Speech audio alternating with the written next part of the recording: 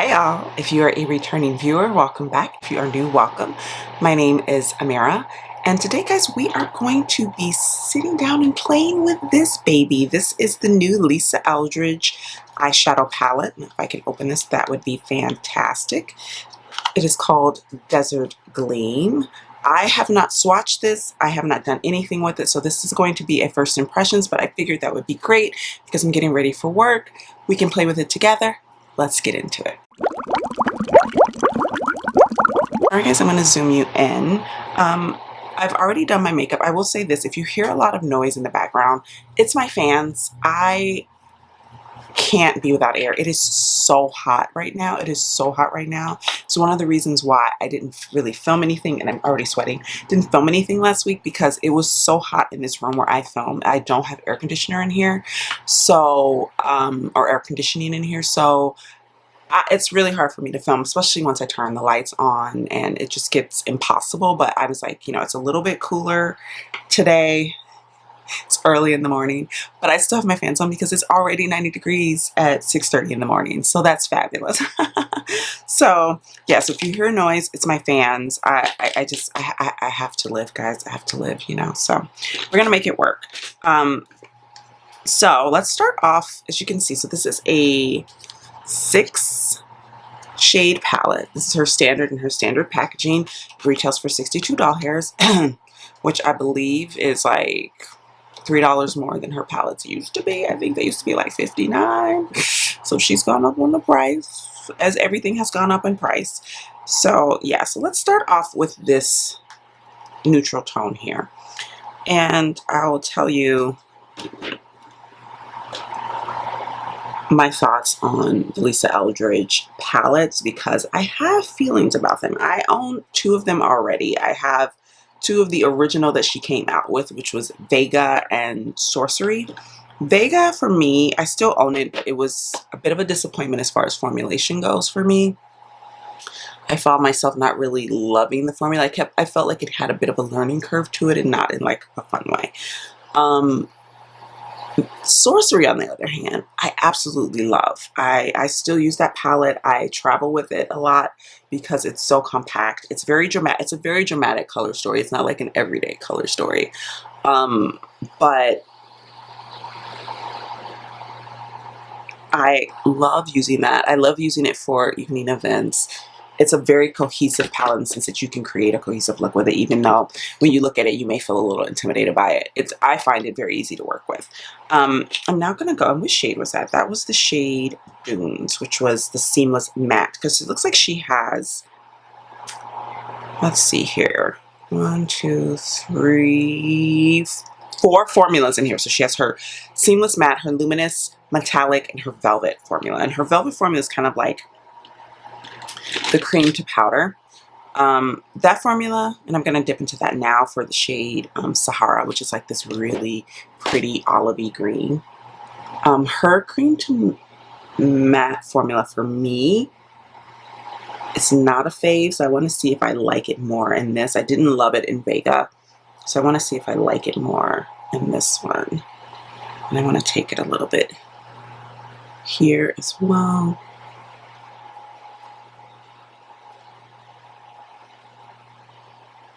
I will say this, my favorite cream to matte formula was the Natasha Denona cream to matte formula, or cream to powder formula. And one of the things I liked about it was how pigmented it was, but also very easy to blend. With these, I feel like they're relatively easy to blend, but they're not as pigmented, and so you have to build them up. With a shade like this, I don't really mind that because it is a slightly deeper shade. And I will say, I mean, and I'm going to do a couple of comparisons for you guys of palettes that I already own that I feel are very similar in spirit and color story to this one. Because even though I love this one, I would say it's not a unique color story in any way.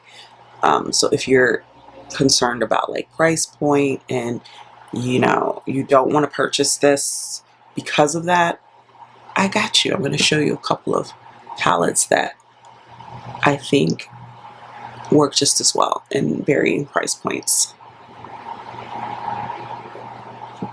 All right. That's very pretty. I'm going to zoom you guys in a little bit more. There we go. That's pretty. And so now I want to take,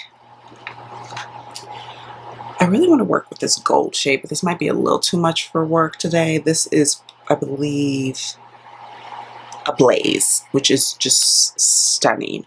I think I'm going to put that in my inner corner, but I'm going to put on my, in the middle of my lid, I think I'm going to go ahead and play with this shade, Firefly, which is this like taupey metallic. I think this will look really pretty. So I'm going to dip my brush into that. It picks up nicely. I'm still going to wet my brush just in case because I have done my face already, so I don't want any fallout. And I'm just going to apply that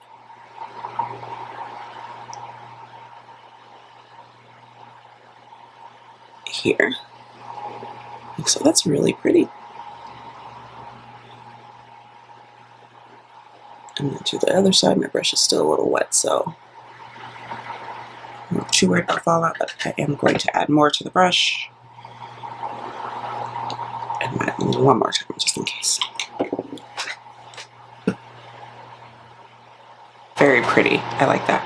Now, as I'm looking at this, I think I want to deepen the outer corner a bit. So I'm going to go into this shade, what is this shade? Acacia, which is this like, almost like a charcoaly, it's like a charcoaly brown, black shade. It's like a blackened brown. That makes sense. Yeah, I would say it's more like a black and brown. And I'm just going to put that on this outer corner because I do want to deepen this. I'm using the same brush that I used for the cream to matte powder formula, or cream to powder formula. Again, guys, my window's open, so if you hear things going past, sorry. Sorry. Yeah, I just wanted to give this part of the eye a little bit more depth. I'm fine if this is a little bit lighter on the inside, but I wanted a little bit more dimension on the outside. There we go. And now I'm going to take, let me wipe this off my hand, a blaze off my hand. I'm going to take, this, this brush here, this Kyoto brush, and I'm going to go dip into that cream to powder formula, and I'm going to put that under on my lower lash line.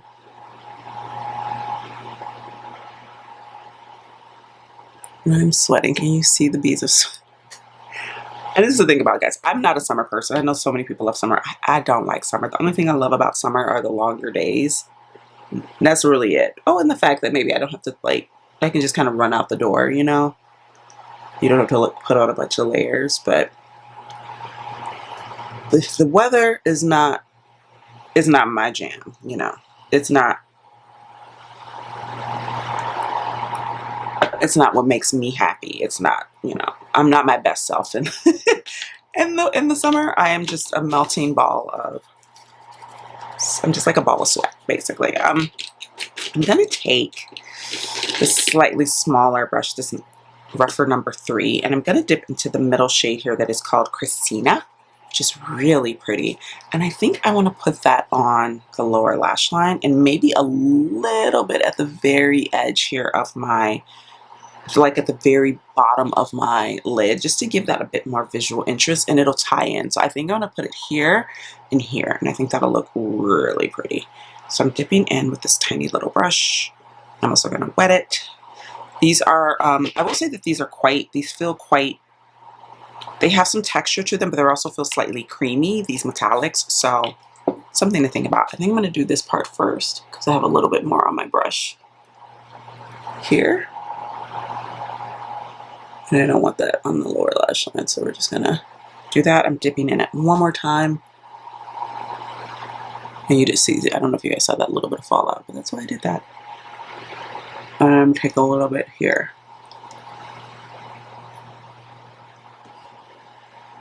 Super pretty. Let me wet my brush again because it's getting very flaky again.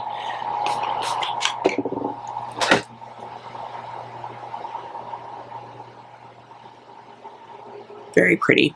I do feel like now I want to take, I'm going to wipe this brush off, and I'm going to use this same brush because it's quite small. And I'm going to dip into that deeper matte shade because I feel like I want a little bit more depth here since I've done that.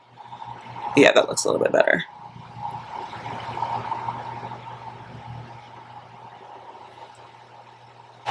Yeah, that's better.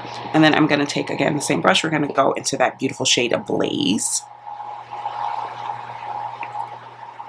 And I'm going to wet my brush. And I'm going to pop that in the inner corner of my eyes. Like so. That's really pretty. Okay, I'm going to go grab some mascara, which I forgot to bring over here because, of course, I always forget at least one thing, sometimes more than one. And I might grab an eyeliner as well. I'll be back. All right, guys, I am back. I have added some mascara, and I did do a little bit of eyeliner. So I used the MAC Icol in Costa Riche, and then I used this new e.l.f. Incredicurl mascara. I'm trying this out. I've only had this for a couple of weeks now, so I'm still trying it out. I haven't decided how I feel about it yet, but that is what I have on. And now we're going to do lips. I'm going to wipe off my lip mask. I was wearing the Laneige lip mask in the newer peach flavor. And now let's put on a gloss. And I'm going to go with this new gloss that I have that I bought from Ulta. It's Juvia's Place Honey Honey. I love the Juvia's Place lip glosses. They're so underrated. It's like this beautiful kind of like orange tone, which I've really been into orange tones lately. It's been so hot that I haven't been wearing a lot of makeup. Like, this is the most amount of makeup I've had on in, I want to say, at least almost a month. Not too bright. I might be too bright for this. Let me try my other lippy, which is also Juvia's Place. Because again, like I say, I love their glosses, and I basically only been wearing glosses this summer. So I'm wearing my beloved Nubian Nude. I'm going to try that one. So it's on the cooler side, but I still love it. Yeah, that's better.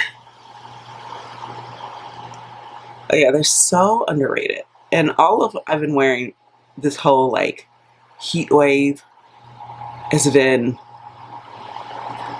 Phytosurgeon's blush, some mascara, I do my brows, and my Juvia's Place lip glosses. That's literally all I've been wearing. This for the past like month, which is one of the reasons why if you follow me on Instagram, there haven't been a whole bunch of like makeup of the days because I'm just like, there's no makeup. Like I maybe put a little bit of concealer under my eyes and sunscreen, of course. That's it because it's just been so hot. So yeah, this is the finished look. I'm very happy with it. We'll see how this, wears for the day. I don't have any issues with her eyeshadow, so I'm not really too concerned about that. But let's get into the comparisons. So I'll show you what the palette itself looks like one more time. She looks like this. She's very beautiful. And then let me show you a couple of palettes that I think are great alternatives if you do not want to spend $62 on this palette. Now, one of these palettes in this comparison is more expensive than $62, but you also get way more eyeshadow colors in this palette. So first off, I'm going to start off with the newest palette to my collection, and this is not exactly the same, but very much in the vein of, I wouldn't say it's the newest to my collection, but I mean one of the newer palettes to my collection. It's in the same vein. It's got the same DNA. And so I would say this one is a very good alternative. And this is the Sephora Mega Mix palette. And this is the Wild Khaki Nude palette. Now, this is beautiful. And I'll show you what it looks like in comparison to this one. And you'll notice that really the only thing that it's missing is that really super golden shade. So you have this one. You have this one. This also has cream to powder formulation. So this shade here is like a really beautiful, rich green that is a cream to powder. Then you have these beautiful metallics. So I would say this brown that's in this sort of like khaki shade is more of a metallic is a metallic in the Sephora palette, but that's one of the best shades in this palette. It has a beautiful gold flecks. So I would say that this one is more of like a hybrid between these two. in the sense that it has these beautiful gold flecks that when you put it on the eye, especially if you pat it with your fingers, really comes out. So you have this like khaki tone with these beautiful gold flecks in it. So it's actually really pretty. I'm actually really impressed by this palette. I was impressed by the formulation, the wear. Like it's a great palette, and it retails for $18. So this is, of these that I'm showing you, this is the cheapest one. Again, the only thing that you're probably going to be missing is that gold. Next up, I have this palette that I feel like is kind of like a colorful cousin to this one. And some of you may think that's not the same, but for me, when I look at this, it kind of is. So first, the next palette is the Agate Temptation palette, which looks like this. So as you can see, you have way more colors, way more brighter tones, but you have that khaki tone, which is a little bit more vibrant on the eye, and it reads more like a true green olivey tone, like a cross between an olive and a khaki. I would say this one is far more khaki, like that really great, like rich brown tone in it. This one is going to give you more of a true olive, but depending on your skin tone, that might actually work better. I like this tone, but I do want more. I tend to want more oomph if I'm wearing this type of tone, which is this gives you. And then you also have these perfectly amazing brown mattes, you know, which this has. It has the brown mattes. This one is a bit richer. But as you saw when I put this on my eye, if your skin tone is deeper, or your skin tone is my skin tone or deeper, this is probably not going to show up all that much on you, whereas the one at Agate Temptation will. That one is more of a universal shade, in my opinion. That'll show up on a lot of different skin tones, whereas this one is quite light. And then you have the metallics in here, and you have a gold, but this one is like a shifty, beautiful gold. This one is, I love these types of gold, but this is a metallic with like a really great green undertone, but you have a super beautiful green, like flippy gold here. You have this shade, which also is flippy, and it can flip from like green to gold. And then you have a beautiful blue, kind of blue-green metallic. So you have options, more options in this one. It's more, I feel like this one is a more colorful version of this one if you want a little bit more to play with.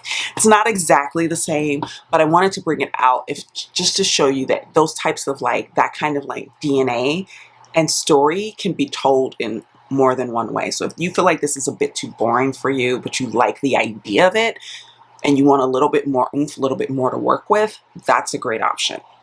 Another great option that I think is more in keeping with it is the Natasha Denona Yuka palette, which looks like this. And this is, as you can see, very similar in tones. You can see that right off the bat. So you've got the dark brown here. You've got that silvery tone there. You've got that sort of like goldy green here. I will say the one in this one, the one in the Natasha Denona, is more, and I'll show you, I'll swatch the two in here as opposed to the one in the Lisa Eldridge. So these are the two that are in the Natasha Denona Yuka palette, and this is the one that is in the Lisa Eldridge. So as you can see, you've got two options here. You're not going to get specifically this tone, but you're going to get some really pretty tones. And then there's also this tone here that's in the Yuka palette, which is a little bit lighter. It's a little bit thinner in formulation, but this works really well as like a topper. You can pat that over a shade. So these are the three that are in the Yuka, and this is the one that is in the Lisa Eldridge. I love the Yuka palette. I think it's one of her best palettes that she's come out with, specifically in the past few years, as she's kind of veered towards being really kind of basic and simple in her color stories. This was the last color story that really like had me going, you know? So it's beautiful. And then you also still have that, do you see that? That is more of a teal, but it's cream to powder, and I will say that her cream to powder is better than the Lisa Eldridge cream to powder. So yeah, and then you still have, you know, this sort of taupey shade here. You kind of have that a little bit, let me see, with this Kamarobi shade here. It's a little bit lighter, but you can get the same vibes. And of course the mattes, you've got matte browns, which, you know, matte browns. This is the one that is more expensive than the others and more expensive than the Lisa Eldridge, but this is why I say that this one you get more with, because you get more color with this. So that's the thing. If you want more to work with, this might be a good option, but it is going to be more expensive. And then finally, I have two Nomad Cosmetics palettes to show you. So I'm going to show you the re-release that they recently did, which was America's Parks. So this is a brighter version of this. And you can kind of see it. So you've got that yellow, but this is like a true yellow. You've got that sort of like taupey metallic. And you've even got a couple other options in that vein. So you have some that are a little bit more orange, leaning orange, but then you have a true taupe. And then you have, of course, the brown matte. Now she doesn't have in here, they don't have in here like a mid-tone. They just have the deeper one. So if you're looking for something like Dune, that's right there, you're probably going to have to dip out of the palette. But then they also have this really beautiful burnished gold tone that shifts. That is a fun alternative to the taupey shade in Lisa Eldridge Desert Gleam. So that is the first one. And then the second one, this one I actually purchased right around the same time that I purchased the Yuka palette. And I actually wound up doing a comparison of both on my channel. And I'll leave that video linked. But I would say this one is even more similar to the Lisa Eldridge than Yuka is, in the sense that you've got that taupe, you've got the mid-range and the mid-tone browns, you've got one here, here, here, you've got that sort of, you don't have a khaki kind of tone except in a metallic, but you do have like a tealy tone, you have that deep brown, you've got that silvery tone, you've got about the same type of color story. You can achieve this look with that palette easily. So if you're interested in this, and this is cheaper, I believe this one is in like 50 something. So it's not that big of a difference, but again, you get more shades. This is another really good option. So yeah. All right, guys. So I hope that was helpful. I hope that, you know, I did a quick demo with this. I might do some more looks with this if I have the time, but also if I have the wherewithal in this hot room during the summer. Filming in the summer is so hard for me because I film in a room that does not have air conditioning, and it's for me, it's like I have to either batch film a lot of videos at once, or I have to sort of pick my moments. This past week I didn't get a video up because, first of all, it was so hot. Second of all, I worked almost a 50-hour work week and I just simply didn't have time. And when I did have time, I was just like, you know, laying in bed like a vegetable, being like, oh my God, I'm so tired. So if I can squeeze it in, if I can fit it in, I will try and do another video maybe with this palette. But let me know if that's something that you even want to see before I even bother. If you're not interested, just say, nah, I'm good. But if you are, let me know in the comments down below. Don't forget to hit the like button. Don't forget to subscribe, and I will see you in the next one. Bye now.